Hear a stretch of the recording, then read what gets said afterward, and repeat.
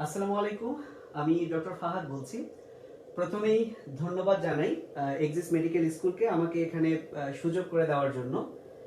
আর যেহেতু এটা live session, আমি আশা করব রেকর্ডেড ভিডিও হলে যেটা হয় যে রেকর্ড করে দিলাম, যে কোনো সময় তোমরা দেখে নিলা। যেহেতু লাইভ ভিডিও, তার মানে তোমাদের সাথে আমার একটা ইন্টারাকশন হওয়া উচিত বলে আমি মনে করি। তো কে কোথা থেকে দেখছো কমেন্টে জানিয়ে দাও। আর হ্যাঁ, যদি তোমরা ইন্টারমিডিয়েট লেভেলে কেউ আমার কাছে পড়ে থাকো তাহলে অবশ্যই কমেন্ট করো। তো কথা না বাড়িয়ে আমি স্টার্ট করব। তার আগে আমাকে একটু জানিয়ে দাও যে আমাকে শুনতে পাচ্ছ কিনা তোমরা। এটা আমি আগে ক্লিয়ার হতে চাই যে আমার কথা শোনা যাচ্ছে কিনা।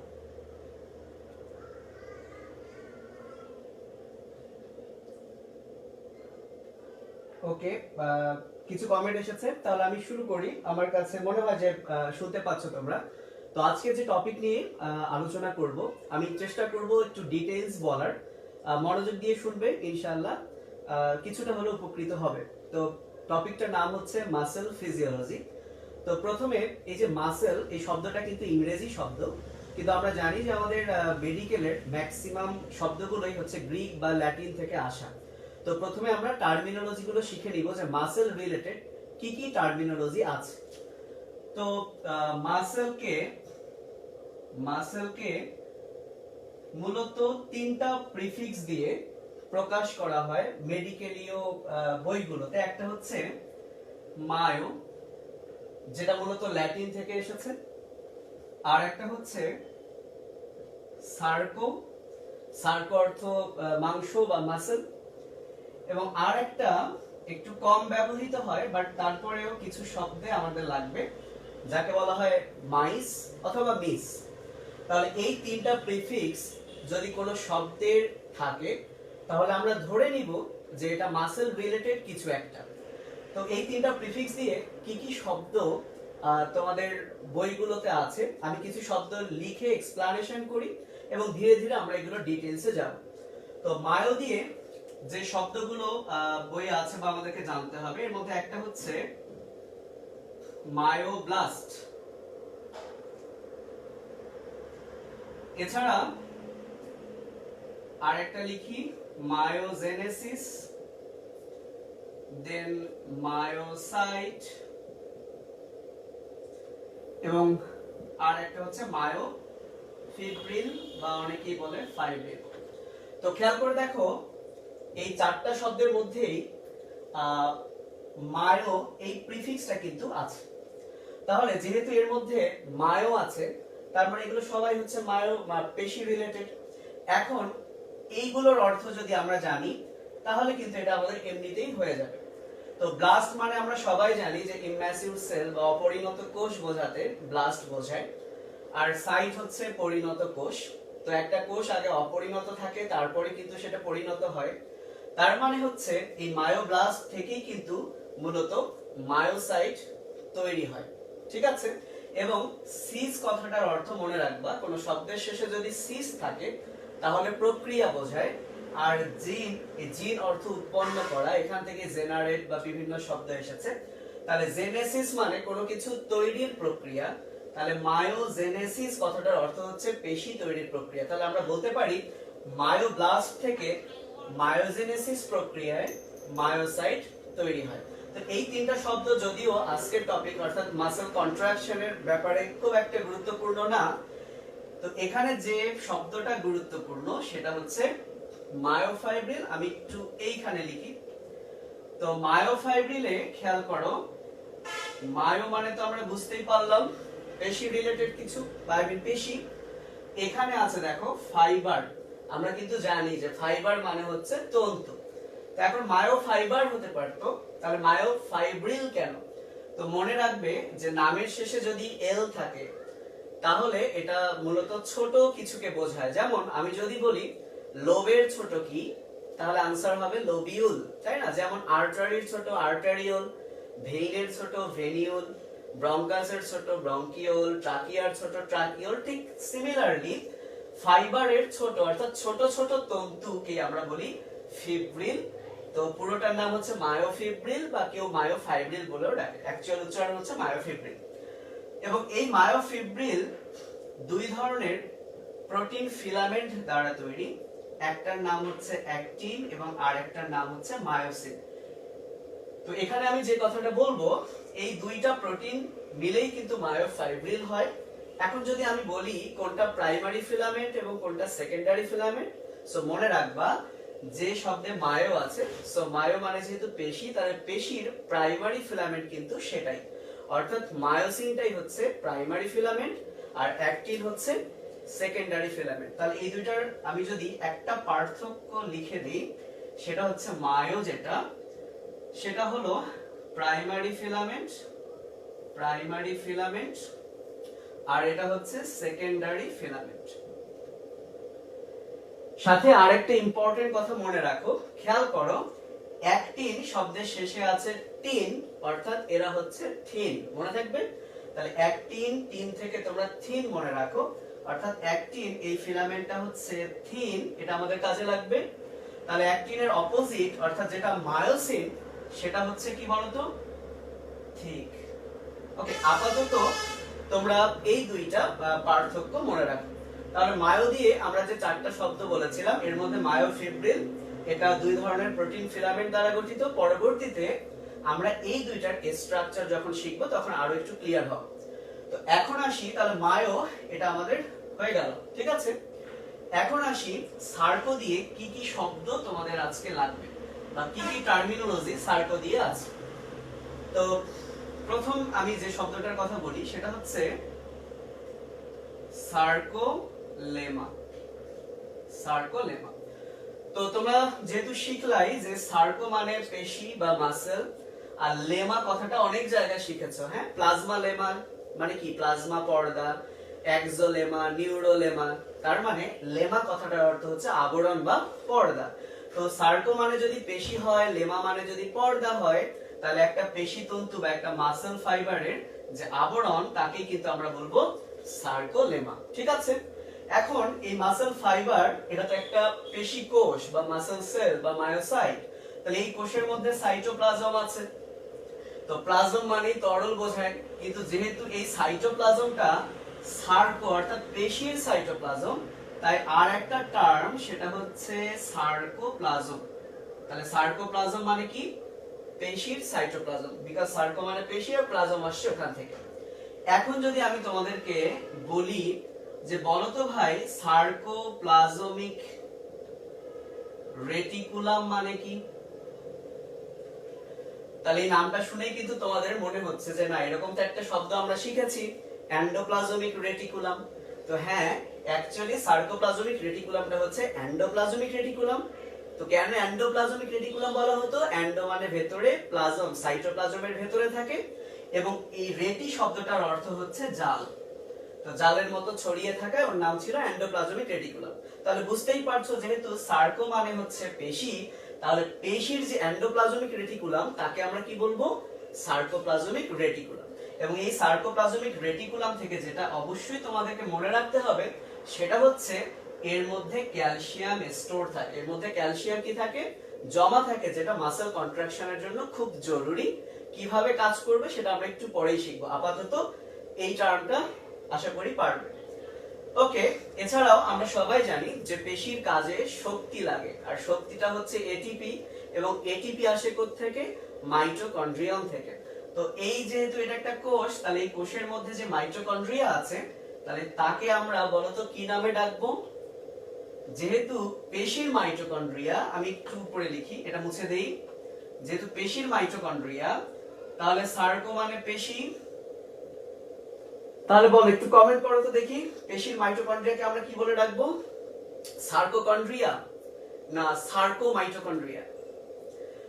কেউ কমেন্ট করো দেখি। আচ্ছা, আমি বলে দেই, টাইম ওয়েস্ট হবে না হলে। পেশির যে মাইটোকন্ড্রিয়া, সেটাকে আমরা বলি সার্কোজোম। ওকে, তাহলে এই জায়গায় একটু কনফিউশন হতে পারে যে সার্কোজোম কি, এটা কি পেশির লাইসোজোম, না পেশির কোষের ক্রোমোজোম, না পেশি কোষের রাইবোজোম? তাহলে একটু মাথায় রাখো যে সার্কোজোম হচ্ছে পেশির মাইটোকন্ড্রিয়া। ওকে, এছাড়া আমরা এবার একটা ইম্পর্টেন্ট টার্ম শিখবো, সেটা হচ্ছে সার্কো দিয়ে। আমি এগুলো মুছে ফেলি। সেটা হচ্ছে খুব মনোযোগ, এটাতে খুব মনোযোগ, এবং আমি প্রশ্ন করব এই টপিক, এই টার্মটা পড়ানোর পর। সার্কোমিয়ার। ওকে, প্রশ্ন হচ্ছে সার্কোমিয়ার কি, কারণ আমাদের এই সার্কোমিয়ার নিয়েই কিন্তু আমরা ডিটেইলস আজকে আলোচনা করব। তো বলে রাখি, সার্কো মানে পেশি জানা আছে, মিয়ার, এই মিয়ার এটা একটা সাফিক্স, এটা তোমরা এটা সাফিক্স এবং প্রিফিক্স উভয় হিসেবেই কিন্তু ইউজ হয়। অনেক জায়গায় পড়েছো, ক্রোমোমিয়ার, সেন্ট্রোমিয়ার, টেলোমিয়ার পড়েছো না? তো আসলে মিয়ার কথাটার যদি বাংলা বলি, মিয়ার কথাটার বাংলা হচ্ছে অংশ। ওকে, মিয়ার কথাটার বাংলা কি? অংশ। যেমন টেলোমিয়ার, অর্থাৎ ক্রোমোজোমের টেলো মানে প্রান্ত, প্রান্তের অংশকে বলা হয় টেলোমিয়ার। তাহলে এখন যদি আমি বলি সার্কোমিয়ার কি, তাহলে আনসার হবে সার্কোমিয়ার হচ্ছে পেশির অংশ। অ্যাকচুয়ালি এই সার্কোমিয়ারটাই হচ্ছে পেশির একক। বুঝতে পেরেছো? তবে এখান থেকে আরেকটা ইম্পর্টেন্ট কথা, এই মিয়ারটা যদি কোনো কারণে শব্দের শুরুতে বসে, অর্থাৎ এটা আমি বললাম সাফিক্স হিসেবেও বসতে পারে, কিন্তু এটা আবার প্রিফিক্স হিসেবেও বসতে পারে। এখন যদি প্রিফিক্স হিসেবে বসে, তাহলে এরপরে যে শব্দটা বসবে তারই তো অংশ এটা। তাহলে তখন এই দুইটা শব্দকে যুক্ত করার জন্য মাঝখানে একটা ও বসবে। যেমন তোমরা ম্যালেরিয়ার প্যারাসাইট, ম্যালেরিয়া পরজীবীতে পড়েছো মেরোজয়েট, পড়েছো না? আবার ব্যাকটেরিয়ার যে জাইগোট, সেটার নাম কিন্তু আমরা বলি মেরোজাইগোট। আবার যখন আমরা ক্লিভেজ করব, ক্লিভেজটা যখন আংশিক হয় তখন আমরা বলি মেরোব্লাস্টিক ক্লিভেজ। তাহলে মিয়ার যখন সামনে থাকে তখন মাঝখানে ও আসার কারণে মেরো টার্মটা হয়। তাহলে এবার আমি একটা প্রশ্ন করব, এটার আনসার দাও। এই যে একটু আগে আমরা মায়োসিন বলে একটা প্রোটিন পড়লাম না? তো আমার প্রশ্ন হচ্ছে, এই মায়োসিন কিন্তু একটা ফিলামেন্ট। মায়োসিন একটা প্রোটিন ফিলামেন্ট। তাহলে অনেকগুলো স্মল প্রোটিন মিলে মিলেই কিন্তু মায়োসিন হয়েছে। তাহলে সেই স্মল প্রোটিনটা কিন্তু মায়োসিনের একক, রাইট? তাহলে এখন আমাকে বলো যে মায়োসিনের একক কি, এটা কমেন্ট করে জানিয়ে দাও। এটা আমি দেখবো, এখন বলবো না যে মায়োসিনের এককটা কি। তাহলে আমাদের মোটামুটি সার্কো দিয়েও অনেকগুলো টার্মিনোলজি আমরা শিখে ফেললাম। তো এখন আরো একটা আছে, সেটা হচ্ছে সার্কো টিউবুলার সিস্টেম। সেটা নিয়ে আমি একটু পরে আসবো। আচ্ছা, মাইস দিয়ে তিনটা শব্দ আমাদেরকে জানতে হবে। একটা হচ্ছে এপিমাইসিয়াম, পেরিমাইসিয়াম আর এন্ডোমাইসিয়াম। সো এটা নিয়ে আমি একটু কথা বলি, কারণ অনেক স্টুডেন্টের এই এন্ডোমাইসিয়াম আর সার্কোলেমা এই দুইটার মধ্যে একটু কনফিউশন হয়। সো একটু খেয়াল করো আর কমেন্টে জানাও যে মায়োসিনের একককে কি বলে, ঠিক আছে? এবং হিন্টস নিবা মিয়ার থেকে। ওকে, আচ্ছা তাহলে আমি এটা একটু মুছে দেই। তো মনে করি এটা হচ্ছে একটা মায়োফাইব্রিল, এটা হচ্ছে একটা মায়োফাইব্রিল, ঠিক আছে? মনে করি এটা একটা মায়োফাইব্রিল। তো এরকম কয়েকটা মায়োফাইব্রিল মিলে তৈরি হয় একটা মাসল ফাইবার। এবং এই মাসল ফাইবারের চারদিকে এই যে আবরণটা দেখছো, এটাকে আমরা বলি এন্ডোমাইসিয়াম। এটাকে আমরা বলি এন্ডোমাইসিয়াম। তো প্রথম কথা, মাইস যেহেতু মাসলের কাভারিং, এখন বলতে পারো যে ভাই আবরণ তো সবসময় বাইরে থাকে, তাহলে একে এন্ডো কেন বলা হলো? কারণ কাভারিং আরো দুইটা আছে, সবচেয়ে ভেতরের কাভারিংটা কিন্তু এটা, তাই এটার নাম হয়েছে এন্ডোমাইসিয়াম। বিকজ এন্ডো কথাটার অর্থ কি? এন্ডো কথাটার অর্থ হচ্ছে ভেতরে। এখন তাহলে এটা হচ্ছে একটা মাসল ফাইবার, এটা হচ্ছে মাসল। অনেকেই আনসার করেছো মায়োমিয়ার। মায়োমিয়ার হয় নাই, আমি বলেছি মায়োসিনের একক। হ্যাঁ, মানে কিছুটা কাছাকাছি গেছে। আচ্ছা যাই হোক, এটা হচ্ছে মাসল ফাইবার। তাহলে মাসল ফাইবারের চারদিকে যেটা থাকে সেটা হচ্ছে এন্ডোমাইসিয়াম। এবার খেয়াল করো, এটা একটা মাসল ফাইবার বা সহজ কথা পেশি তন্তু। তো আমি এই যে একটা পেশি তন্তু আঁকলাম, এই যে আরেকটা পেশি তন্তু আঁকলাম, আর একটা আঁকলাম। তাহলে দেখো তো তিনটা পেশি তন্তু মিলে একটা বান্ডল তৈরি হলো না? একটা পেশি তন্তু গুচ্ছ তৈরি হলো না? ওকে, তো এই পেশি তন্তু গুচ্ছকে আমরা বলি ফ্যাসিকুলাস। এবং এখানে একটা টার্ম অবশ্যই তোমাকে শিখতে হবে, সেটা হচ্ছে নামের শেষে যদি আস থাকে, আস মানে হচ্ছে সিঙ্গুলার। এটা কিন্তু বিসিএস এও এসেছিল এবং পোস্ট গ্রাজুয়েশনও আসে। যেমন রেডিয়াস, তাহলে এটা সিঙ্গুলার। আর যদি নামের শেষে ডাবল আই থাকে বা আই থাকে, এটা হচ্ছে প্লুরাল। তাহলে ফেসিকুলাস মানে হচ্ছে একটা গুচ্ছ, বাট আমি যদি বলি ফেসিকুলাই, ফেসিকুলাই বা ফেসিকুলি, তাহলে অনেকগুলো গুচ্ছ। তাহলে এখানে কিন্তু তিনটা ফাইবার মিলে একটা গুচ্ছ হলো, সো দিস ইজ কল্ড ফ্যাসিকুলাস। এবং এই ফ্যাসিকুলাসের চারদিকে যেটা থাকে, পেরি মানে যেহেতু চারদিকে, এটাকে আমরা বলবো পেরিমাইসিয়াম। ক্লিয়ার? এটাকে আমরা বলবো পেরিমাইসিয়াম। এন্ড ফাইনালি অনেকগুলো ফ্যাসিকুলাস, মনে করো এটা একটা ফ্যাসিকুলাস, এটা একটা ফ্যাসিকুলাস, এটা একটা ফ্যাসিকুলাস। তাহলে তিনটা ফ্যাসিকুলাস মিলে যেটা হলো তাকে কিন্তু আমরা বলবো ফ্যাসিকুলাই। বলো কি বলবো আমরা? ফ্যাসিকুলাই।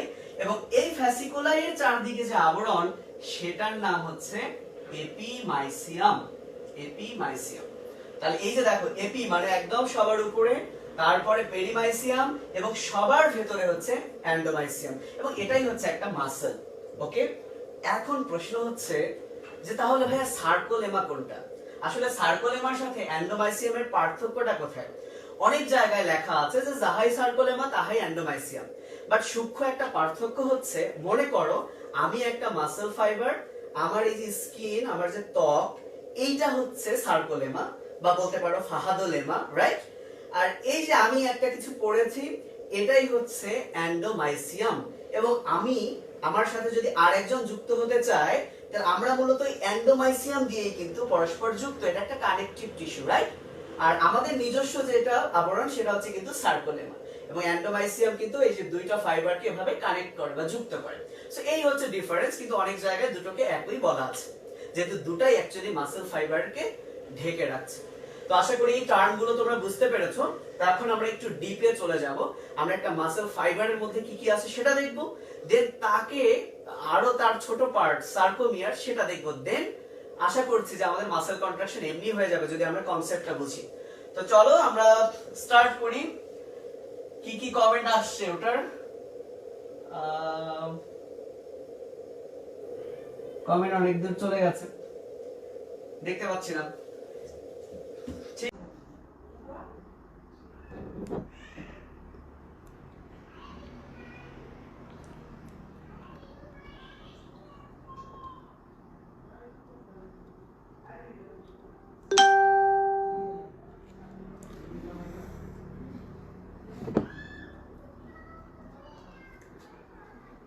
দুঃখিত, আমাদের মনে হয় নেট চলে গিয়েছিল, আমরা আবার অ্যাকচুয়ালি জয়েন করেছি।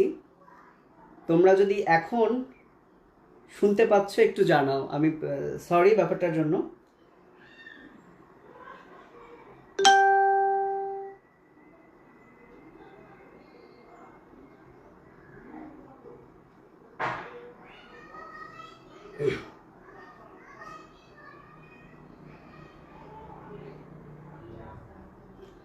ওকে, আমরা আবার চলে এসেছি। তো আমরা যেখানে ছিলাম, আমি অ্যাকচুয়ালি জানি না যে কোন জায়গাটাতে আমরা রেখেছিলাম। আমি একটু আবার বলি, যেটা light colour,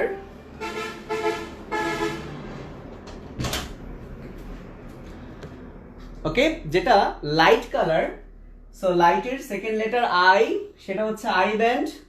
ডার্কের second letter A, সেটা হচ্ছে এ ব্যান্ড।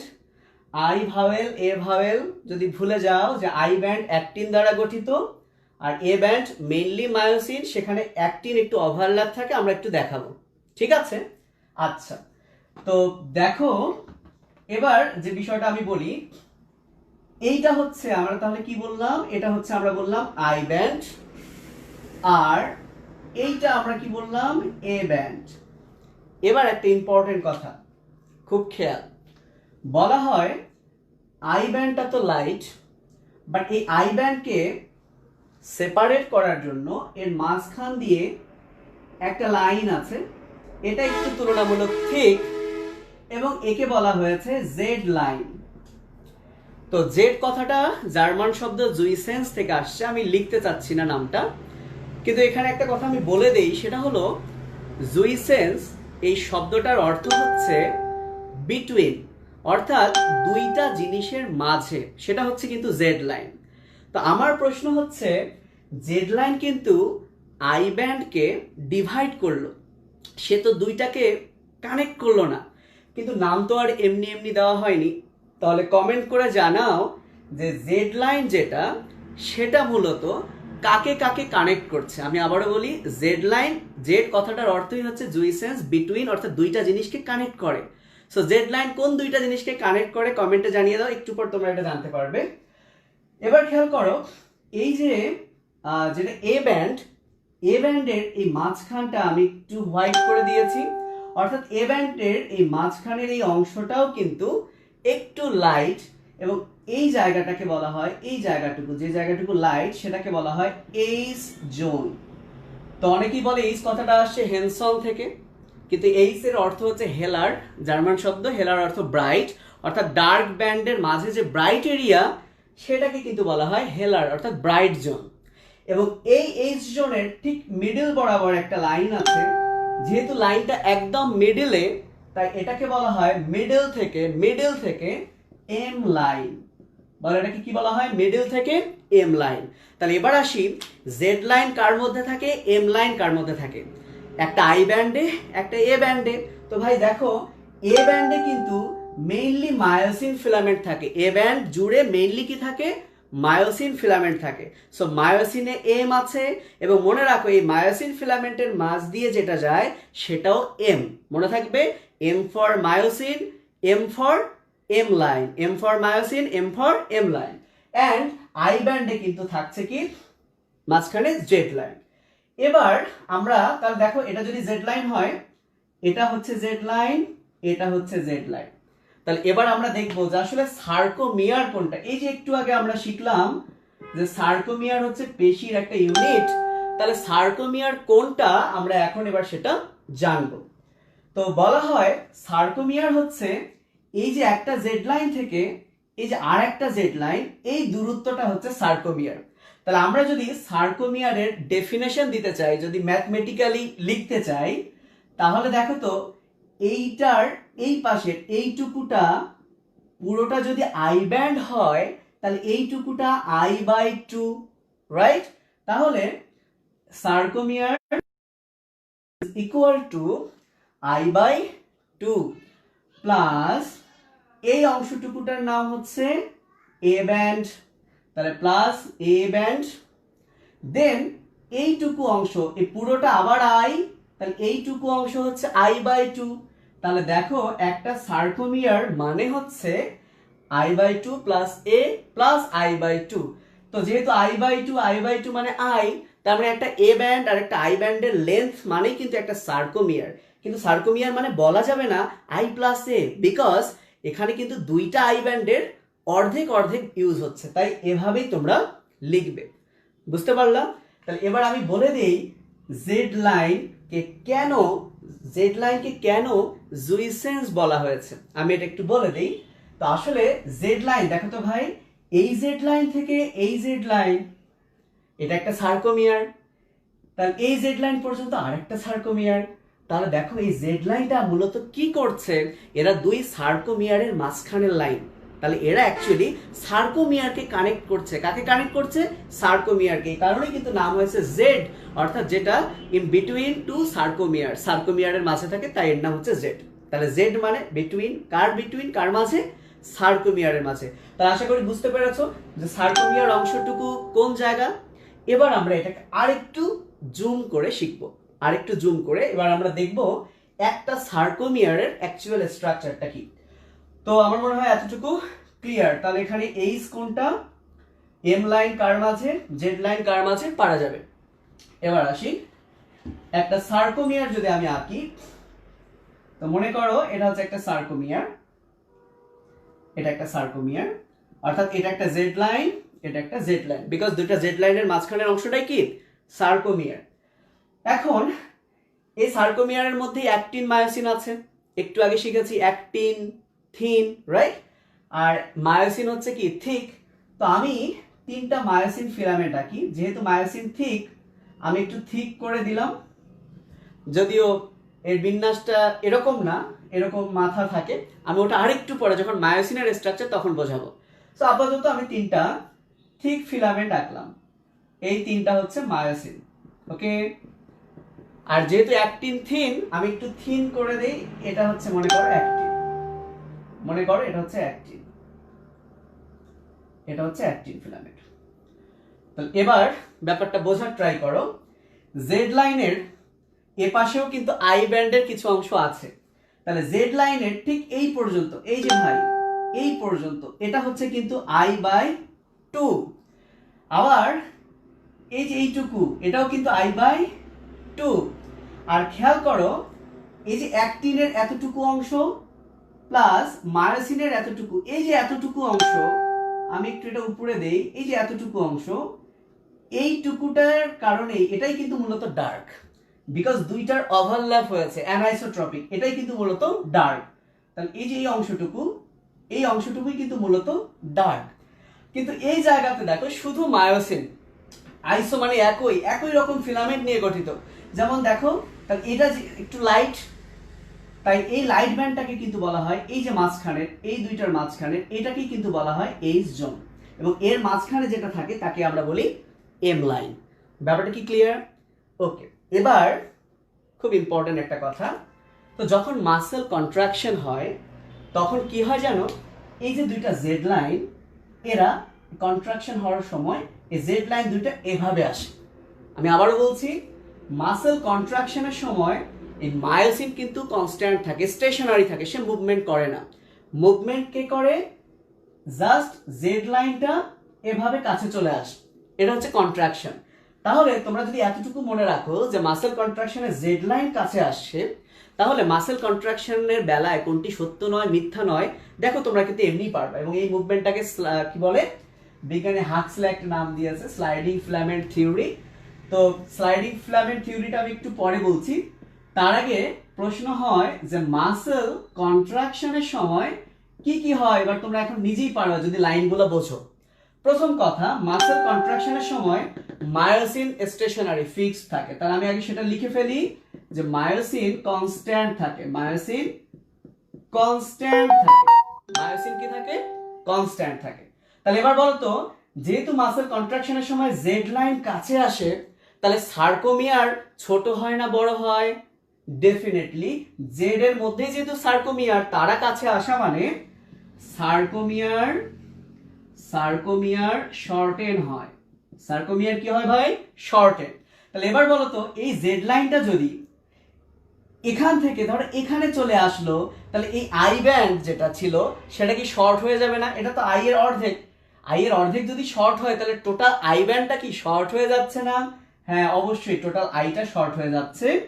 তাহলে আই ব্যান্ড শর্টেন হয়ে যাবে, আই ব্যান্ড কি হয়ে যাবে? শর্টেন। তাহলে এখন প্রশ্ন হচ্ছে ভাইয়া এ ব্যান্ড কি হবে? এই যে দেখো এইখান থেকে একদম অ্যাকচুয়ালি মায়োসিনের যে লেন্থ, এই পুরো মায়োসিনের লেন্থ জুড়েই কিন্তু এ ব্যান্ড। এবং তাহলে আমি কি বলেছি যে মায়োসিন কনস্ট্যান্ট থাকে, তাহলে এ ব্যান্ডও কি থাকবে? কনস্ট্যান্ট থাকবে। তাহলে আই ব্যান্ড শর্টেন হচ্ছে কিন্তু এ ব্যান্ড কনস্ট্যান্ট থাকছে, এ ব্যান্ড কি থাকছে? কনস্ট্যান্ট থাকছে। এন্ড ফাইনালি তোমরা দেখো তো, যদি এই অ্যাক্টিন ফিলামেন্ট এরকম করে কাছে আসে, তাহলে মাঝখানের যে এইচ জোন সেটাও কি ধীরে ধীরে শর্ট হয়ে যাচ্ছে না? এবং এক সময় যখন এরা দুটো লেগে যাবে তখন কিন্তু এইচ জোন ডিসঅ্যাপিয়ার করবে। তাহলে এইচ জোনের কি কি চেঞ্জ হবে? এইচ জোনের চেঞ্জ হবে, এটা শর্টেন হতে থাকে, বাট ফাইনালি সেটা কি হয়ে যায়? ফাইনালি সেটা ডিসঅ্যাপিয়ার হয়ে যায়। তাহলে পরীক্ষায় প্রশ্ন যদি আসে এমসিকিউতে যে মাসেল কন্ট্রাকশনের বেলায় কোনটি সত্য নয় বা কোনটি সত্য, কি কি ঘটে, তাহলে মাসেল কন্ট্রাকশনের সময় মায়োসিন থাকে কনস্ট্যান্ট, সার্কোমিয়ার শর্টেন হয়, ফলে আই ব্যান্ডটাও শর্টেন হয়, কিন্তু এ ব্যান্ড যেহেতু মায়োসিনের লেন্থ তার কোনো চেঞ্জ হয় না, বা এইচ জোনটা তোমরা বুঝতেই পারছো শর্টেন হয় এন্ড ফাইনালি ডিসঅ্যাপিয়ার হয়। তাহলে তুমি যদি জানো যে মাসেল কন্ট্রাকশনে কি কি হয়, তাহলে মাসেল রিল্যাক্সেশনে কি হবে? এর ঠিক উল্টো ঘটনাটা ঘটবে, বাট মায়োসিন কিন্তু কনস্ট্যান্ট, এমন না যেটা কনস্ট্যান্ট ছিল উল্টো মানে এটা মোবাইল হয়ে যাবে। মায়োসিন তো কনস্ট্যান্টই থাকবে, বাট বাকি এই বিষয়গুলো উল্টো হয়ে যাবে। তাহলে মাসেল রিল্যাক্সেশন তোমরা পারবে। তাই না? ওকে, তাহলে এতটুকু যদি বুঝতে পারো, এবার আমরা অ্যাক্টিন মায়োসিনের বেসিক স্ট্রাকচার অর্থাৎ অ্যাক্টিন কিভাবে ফর্ম, মায়োসিন কিভাবে ফর্ম এটা শিখবো। যদি এটা আমরা পারি মাসেল কন্ট্রাকশন শেষ। তো চলে আসি আমরা অ্যাক্টিন কিভাবে ফর্মেশন হয়। আমরা আমাদের ক্লাসের শেষের পথে চলে এসেছি। আমরা যদি এই দুইটা গঠন পড়াতে পারি, আরেকটু ধৈর্য ধরে শুনো, তাহলে ইনশাল্লাহ দেখবা সব হয়ে গেছে। তো প্রথমে বলি actin is equal to what? Actin is equal to 2F actin, না বুঝলে সমস্যা নাই, আমি ক্লিয়ার করে দিব, প্লাস 2 ট্রোপোমায়োসিন প্লাস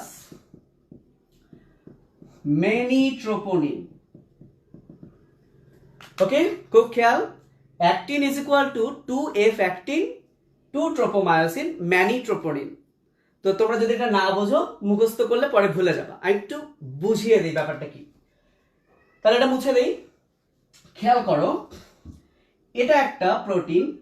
প্রোটিনের মূলত দুই ধরনের স্ট্রাকচার থাকে, একটা ফাইব্রাস আর একটা হচ্ছে গ্লোবিউলার। সো এটা হচ্ছে গ্লোবিউলার প্রোটিন, এবং এই গ্লোবিউলার প্রোটিনটাই মূলত অ্যাক্টিন ফর্ম করে। তাই এর নাম দেওয়া হয়েছে জি অ্যাক্টিন। বুঝতেই পারছো, জি এসেছে গ্লোবিউলার থেকে। বলো, জি কোথা থেকে এসেছে? গ্লোবিউলার থেকে। তো এই যে জি অ্যাক্টিন, এই জি অ্যাক্টিন একটা আর একটার সাথে মিলে মিলে মিলে মিলে একটা ফিলামেন্ট তৈরি করে বা একটা ফাইবার তৈরি করে। তাই এই ফিলামেন্টটাকে আমরা বলবো ফিলামেন্টাস অ্যাক্টিন। একটু আগে আমি যেটাকে বললাম এফ অ্যাক্টিন। ক্লিয়ার? তাহলে এফ অ্যাক্টিন মানে হচ্ছে ফিলামেন্টাস অ্যাক্টিন। কেউ কেউ আবার বলে fibrous actin, because it looks like fibre. Okay, তো এটা হচ্ছে একটা এফ অ্যাক্টিন। তাহলে বুঝতে পেরেছো এফ অ্যাক্টিন কিভাবে ফরমেশন হয়, কতগুলো গ্লোবিউলার অ্যাক্টিন মিলে মিলে। কিন্তু আমরা একটু আগে দেখেছি যে অ্যাক্টিনে দুইটা এফ অ্যাক্টিন থাকে। তাহলে এটা যদি একটা এফ অ্যাক্টিন হয়, তাহলে আমি আর একটা এফ অ্যাক্টিন এঁকে ফেলি। এটা হচ্ছে আর একটা এফ অ্যাক্টিন। তাহলে এই যে দেখো, দুইটা এফ অ্যাক্টিন হলো। সহজ কথা, তসবি আছে না, তসবিটা যদি দুইটা তুমি একসাথে করো এবং সেটাকে যদি একটু পেঁচিয়ে দাও, একটা তসবি থাকলে খুব ভালো হতো, আশেপাশে নাই, এবং এরা কিন্তু একটু পেঁচিয়ে থাকে, তসবিটার কাছাকাছি এনে পেঁচিয়ে দাও। কিন্তু আমি পেঁচিয়ে দিলে আঁকতে পারবো না, কেমন হবে। তো আমি জাস্ট এভাবে ধরো প্যাচটাকে আমি খুলে রাখছি। তো এটাই হচ্ছে দুইটা এফ অ্যাক্টিন।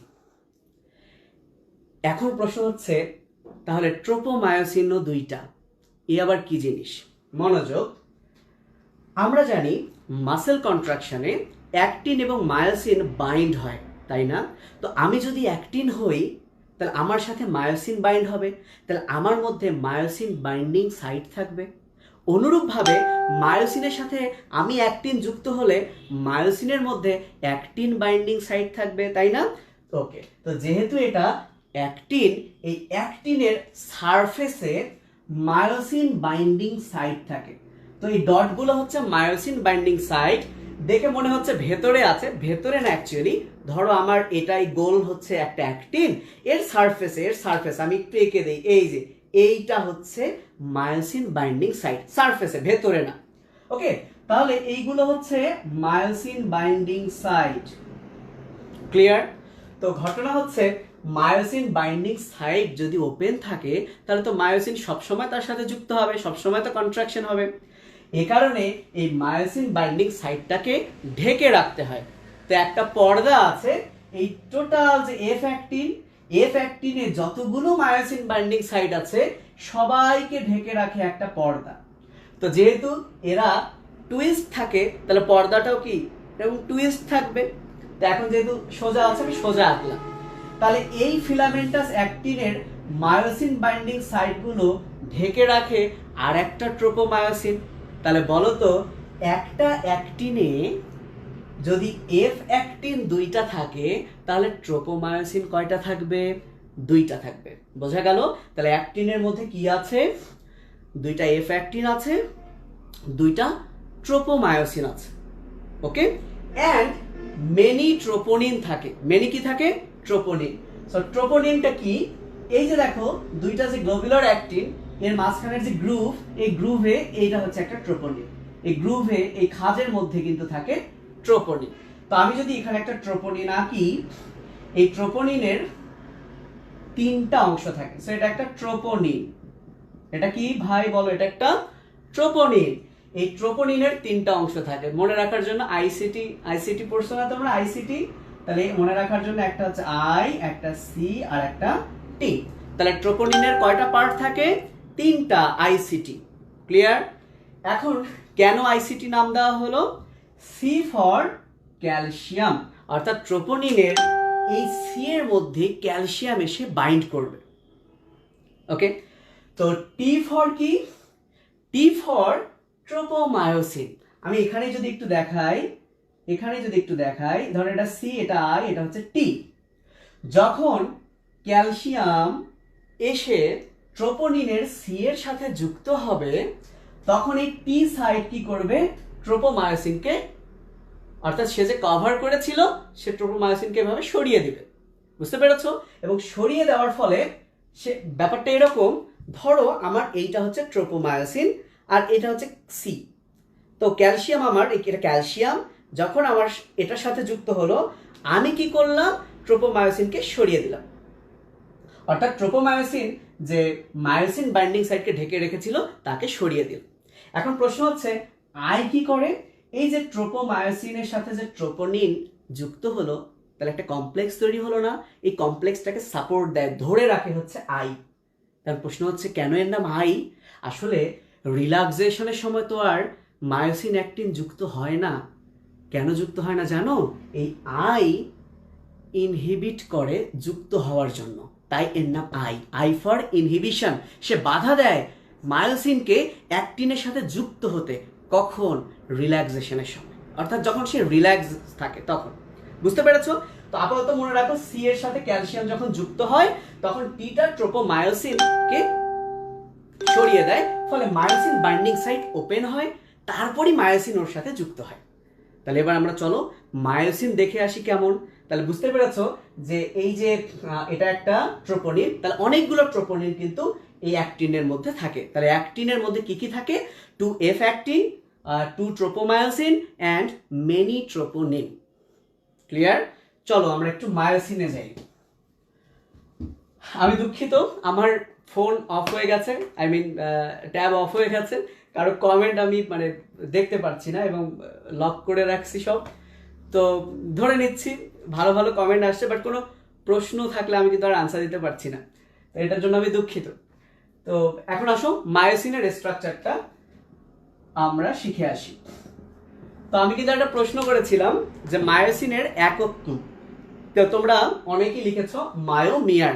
তোমাদের চেষ্টাকে স্বাগতম। কেউ কেউ হয়তো বা লিখতে পারো মায়োসিনোমিয়ার, কিন্তু আমি বলেছি মিয়ারটা সামনেও বসে। তাহলে আমি যদি মায়োসিনের সামনে মিয়ার দেই, তাহলে মাঝখানে একটা ও চলে আসবে। So this is called meromyosin. Clear? তাহলে মায়োসিন যে সাবইউনিট নিয়ে গঠিত তার নাম মেরোমায়োসিন। তাহলে আমাদেরকে প্রথমে মেরোমায়োসিনটা কি সেটা শিখতে হবে, দেন কিভাবে মেরোমায়োসিন মিলে মিলে মায়োসিন হয় সেটা শিখতে হবে। বেশি কঠিন লাগছে? আমি একদম জিনিসগুলো ক্লিয়ার করে দেওয়ার চেষ্টা করছি, বাকিটা আসলে জানি না তোমরা কতটুকু বুঝছো। তাহলে বলো মায়োসিনের সাবইউনিট কি? মেরোমায়োসিন। তো আমি একটা যদি মেরোমায়োসিন আঁকি, এটা হচ্ছে মেরোমায়োসিনের টেইল পার্ট, এরকম প্যাঁচানো থাকে আর মাথায় এরকম দুইটা হেড। এটা অ্যাকচুয়ালি দুইটা হেড, টোটালটাই একটা হেড, দুইটা সাব ইউনিট থাকে, সাব ইউনিট 1 এবং subunit 2। By the way এটা একটা মেরোমায়োসিন, এবং এই মেরোমায়োসিন ডেফিনেটলি এটা একটা প্রোটিন, এবং এই প্রোটিনের যে টেইল অংশটা লেজ অংশটা, সেটার আণবিক ওজন মলিকুলার ওয়েট একটু কম। তো কম জিনিসকে আমরা বলি লাইট, ভারী জিনিসকে আমরা বলি হেভি, রাইট? তাহলে যেহেতু এই টেইল পার্টটা লাইট, হালকা, এবং এটা কি মেরোমায়োসিন, তাই এটার অপর নাম LMM, অর্থাৎ লাইট মেরোমায়োসিন। তাহলে বুঝতেই পারছো যেটা হেড অংশ সেটার আণবিক ওয়েট একটু বেশি, মলিকুলার ওয়েট বেশি, তাই তাকে বলা হয় হেভি মেরোমায়োসিন। বোঝা গেছে? মায়োসিনের আবার দুইটা আমরা, একটা হচ্ছে লাইট পার্ট, একটা হচ্ছে হেভি পার্ট। এবং এই যে হেভি পার্ট, এই হেডের মধ্যে দুইটা বাইন্ডিং সাইট থাকে। কয়টা? দুইটা বাইন্ডিং সাইট থাকে। এর মধ্যে একটা বাইন্ডিং সাইট কি তোমরা সবাই পারবে, বিকজ মায়োসিন কার সাথে বাইন্ড করবে? অ্যাক্টিনের সাথে। তাহলে অ্যাক্টিন যেহেতু এখানে যুক্ত হবে, তাহলে একটার নাম হচ্ছে অ্যাক্টিন বাইন্ডিং সাইট। বলতে পারবে আর একটা বাইন্ডিং সাইট কার জন্য? ভাই খেয়াল করো, মায়োসিন অ্যাক্টিনকে কিন্তু স্লাইড করে নিয়ে আসবে, বুঝতে পারছো? এরকম, এটা যদি অ্যাক্টিন হয়, আমার হাতটা মায়োসিন, সে অ্যাক্টিনকে ধরে ধরে এরকম করে নিয়ে আসবে। এটার জন্য কি লাগবে? শক্তি লাগবে। আর শক্তি পাই থেকে? এটিপি থেকে। এটিপি পাই থেকে? সার্কোজোম, পেশির মাইটোকন্ড্রিয়া থেকে। তো যখন এটিপি মাইটোকন্ড্রিয়া থেকে আসবে, সেই এটিপিটা এর সাথে বাইন্ড হবে, তাই এই সাইটের নাম হচ্ছে এটিপি বাইন্ডিং সাইট। এবার একটা ইম্পর্টেন্ট কথা, সেই ক্লাস 9-10 থেকে তোমরা পড়েছো যে এটিপি থেকে শক্তি পেতে গেলে এটিপিটাকে ভাঙতে হবে। অর্থাৎ এটিপি যতক্ষণ না হাইড্রোলাইজ হচ্ছে, যতক্ষণ না ভেঙে যাচ্ছে, ততক্ষণ কিন্তু আমরা এনার্জি পাবো না। তাহলে এটিপি যেহেতু ভেঙে যাবে, এখন এটিপি ভাঙবে কে? ভাঙার জন্য দরকার কি? এনজাইম। এনজাইমের নামের শেষে কি বসে? এজ। এটিপি এজ নামক এনজাইম থাকবে। তাহলে এই ব্যাপারটা কি তোমরা ক্লিয়ার? কোন ব্যাপারটা? ব্যাপারটা হচ্ছে অ্যাক্টিন মায়োসিনের মধ্যে আরেকটা আমরা পার্থক্য লিখতে পারি, যে কি পার্থক্য? যে মায়োসিনের এনজাইমেটিক অ্যাকশন আছে, কিন্তু অ্যাক্টিনের কোনো এনজাইমেটিক অ্যাকশন নাই। আচ্ছা, কেন মায়োসিনের এনজাইমেটিক অ্যাকশন আছে বুঝতেই পারছো। এখন প্রশ্ন হতেই পারে যে ভাইয়া, এই এটিপি বাইন্ডিং সাইট অ্যাক্টিনেরও তো থাকতে পারতো, কেন থাকলো না? প্রশ্নটা তোমাদের জন্য, কিন্তু আমি তো আর তোমাদের উত্তর দেখতে পারবো না, আমি বলে দিচ্ছি। ভাই দেখো, অ্যাক্টিন তো এইটা, আর আমি ধরো মায়োসিন, আমি কিন্তু অ্যাক্টিনটাকে সরাচ্ছি, টেনে টেনে এপাশে নিয়ে আসছি, এই জোনটাকে ছোট করছি। তাহলে কাজ কি অ্যাক্টিন করছে না আমি করছি? তো কাজ যে করবে, শক্তি কার দরকার? তারই দরকার। তো অ্যাকচুয়ালি এটিপি বাইন্ডিং সাইট কার থাকবে? মায়োসিনের। তো এই যে একটা মেরোমায়োসিন তোমরা দেখছো না ভাই, এই মেরোমায়োসিন অনেকগুলো মিলে মিলেই তৈরি হয় একটা মায়োসিন। সেটা কিভাবে? সেটা হচ্ছে এইভাবে, দেখো এটা একটা মেরোমায়োসিন, এই মনে করো একটা মেরোমায়োসিন, বুঝতে পারছো? এই যে দেখো আর একটা মেরোমায়োসিন, এই যে দেখো আর একটা মেরোমায়োসিন, এই হচ্ছে এম লাইন। মনে করে দেখো এম লাইন কি? এটা হচ্ছে এম লাইন, এটা হচ্ছে এম লাইন। তাহলে এপাশে এপাশে এপাশে কিন্তু আবার কি আছে? মেরোমায়োসিন আছে। আবার কি আছে? মেরোমায়োসিন আছে। তাহলে মেরোমায়োসিন গুলো কার সাথে অ্যাটাচ থাকে? এম লাইনের সাথে। কার সাথে অ্যাটাচ থাকে? এম লাইনের সাথে। তো এই হচ্ছে মায়োসিনের স্ট্রাকচার। তাহলে আমরা অ্যাক্টিনের স্ট্রাকচার শিখলাম, মায়োসিনের স্ট্রাকচার শিখলাম, এবং সত্যি কথা বলতে আমাদের মাসেল কন্ট্রাকশনের প্রায় অনেকটাই শেষ। এবং কিভাবে এটা কাজ করে যদি স্লাইডিং যে ফিলামেন্ট থিওরি, এই যে দেখো এইটা হচ্ছে ভাই অ্যাক্টিন, এই যে অ্যাক্টিন, হ্যাঁ এটা হচ্ছে অ্যাক্টিন, এই যে দুইটা এফ অ্যাক্টিন। তো যখন এটিপি এখানে এসে বাইন্ড করে, এটিপিটা যখন হাইড্রোলাইজ হয়, এর হেডটা তো এরকম ছিল, ধরো হেডটা এরকম, দুইটা হেড এরকম ছিল। যখন এটিপি হাইড্রোলাইজ হয়, সে সাথে সাথে তার অ্যাঙ্গেলটা এরকম বাঁকা হয়ে যায়।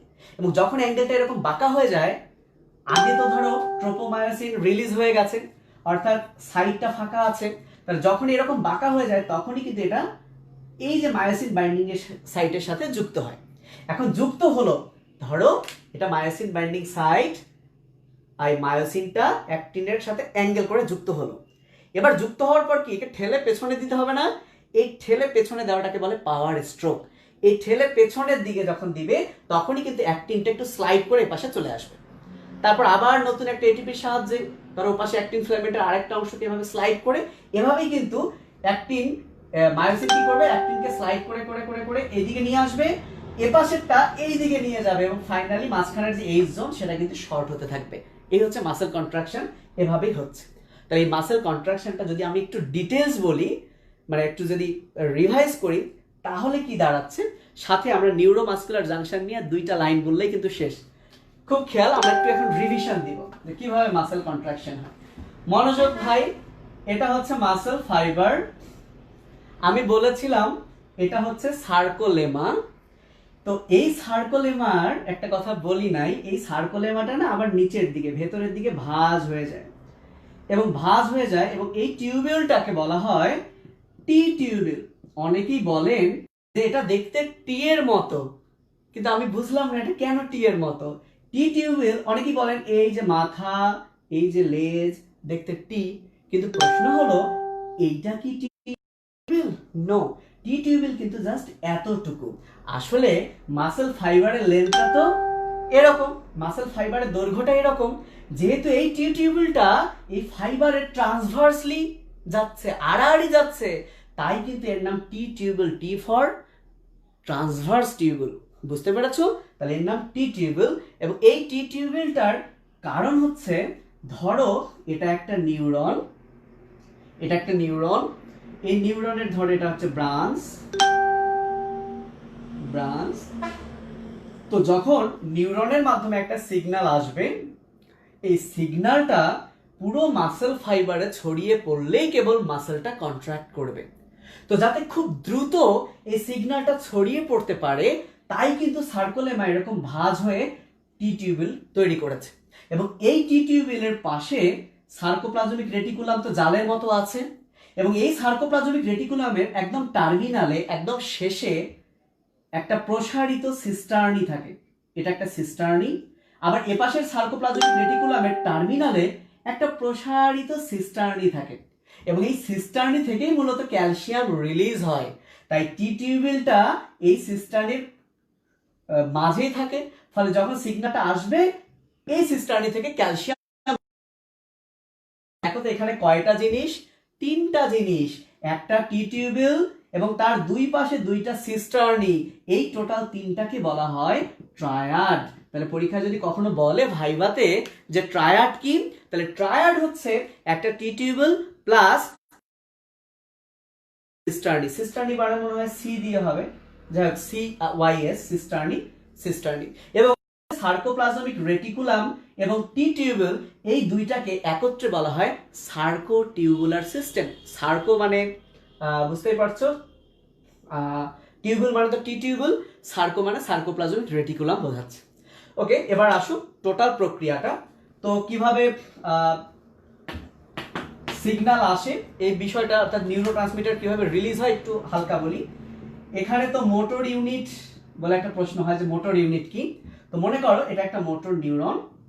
তো এই মোটর নিউরনটার অনেকগুলো ব্রাঞ্চ আছে, প্রত্যেকটা ব্রাঞ্চ বিভিন্ন মাসেল ফাইবারকে, এখানে একটা মাসেল ফাইবারকে সব ব্রাঞ্চ দিয়েছে, বিভিন্ন মাসেল ফাইবারকে কি দেয়? উদ্দীপনা দেয়। তো একটা মোটর নিউরনের যতগুলো ব্রাঞ্চ আছে তারা যতগুলো ফাইবারকে উদ্দীপনা পাঠায়, এই পুরোটাকেই কিন্তু বলা হয় একটা মোটর ইউনিট। বুঝতে পেরেছো? এবং এই মোটর নিউরনের আমি যদি একটু বড় করে আঁকি, ধরো এর সর্বশেষে এই যে এরকম একটা বোতামের মতো অংশ থাকে, একে বলা হয় সিনাপটিক নব। সিনাপটিক নব বলে এটাকে, সিনাপটিক নব। এবং এটা মনে করো হচ্ছে মাসেল ফাইবার, আমি সার্কোলেমা মনে করো। তো এই সিনাপটিক নবের মধ্যে আমি মনে রাখতাম মামানি থাকে, খুব ইম্পর্টেন্ট, মাইটোকন্ড্রিয়া থাকে, মাইক্রোটিউবিউল থাকে, অ্যান্ড নিউরোট্রান্সমিটার যুক্ত ভেসিকল থাকে। ছোট ছোট থলে যার নাম ভেসিকল, এর মধ্যে থাকে নিউরোট্রান্সমিটার। যখনই স্নায়ু উদ্দীপনা, নার্ভের এই সিগন্যালটা এই সিনাপটিক নবে চলে আসে, তখনই কি হয়? এই যে মাঝখানের যে ফাঁকা জায়গাটা দেখছো, এটাকে বলে সিনাপটিক ক্লেফট। ক্লেফট মানেই হচ্ছে একটা দূরত্ব। যেমন অনেক একটা রোগ আছে যার নাম হচ্ছে ক্লেফট লিপ। দেখবা যে ঠোঁট ফেটে গেছে, তাই না? তো ক্লেফট লিপ, লিপ মানে ঠোঁট, ক্লেফট কেন? ঠোঁটটা ফেটে গেছে, মাঝখানে একটা দূরত্ব তৈরি হয়েছে, তো এটার নাম হচ্ছে সিনাপটিক ক্লেফট। আর যেহেতু এই জায়গাটা হচ্ছে সিনাপস, তাহলে এই মেমব্রেনটাকে আমরা বলবো প্রি সিনাপটিক মেমব্রেন, প্রি মানে পূর্বে, আর এটাকে আমরা বলবো পোস্ট সিনাপটিক মেমব্রেন। তো যখনই সিগন্যাল আসবে এই সিনাপটিক ক্লেফট থেকে ক্যালসিয়াম ভেতরে যাবে, দেন মাইটোকন্ড্রিয়ার সাহায্যে এই সিনাপটিক ভেসিকলটা মেমব্রেনের সাথে যুক্ত হবে, হয়ে এটা ফেটে যাবে, এবং এখান থেকে নিউরোট্রান্সমিটার ডিফিউজ হয়ে চলে আসবে সিনাপটিক ক্লেফটে, অ্যান্ড ফাইনালি পোস্ট সিনাপটিক মেমব্রেনে যে রিসেপ্টর আছে সেই রিসেপ্টরের সাথে নিউরোট্রান্সমিটার যার নাম অ্যাসিটাইলকোলিন সেটা যুক্ত হবে। যখনই অ্যাসিটাইলকোলিনের সাথে যুক্ত হলো তখনই সোডিয়াম আয়ন ভেতরে প্রবেশ করবে, তৈরি হবে ডিপোলারাইজেশন এবং শুরু হবে ডিপোলারাইজেশন এবং তৈরি হয়ে যাবে অ্যাকশন পটেনশিয়াল। এই অ্যাকশন পটেনশিয়ালটাই দেন টি টিউবুলের মাধ্যমে ছড়িয়ে পড়বে, আর ছড়িয়ে পড়ার পর ক্যালসিয়াম রিলিজ হবে, ক্যালসিয়াম বাইন্ড করবে ট্রোপোনিন সি এর সাথে, ট্রোপোমায়োসিন দেন কাভারটাকে খুলে ফেলবে।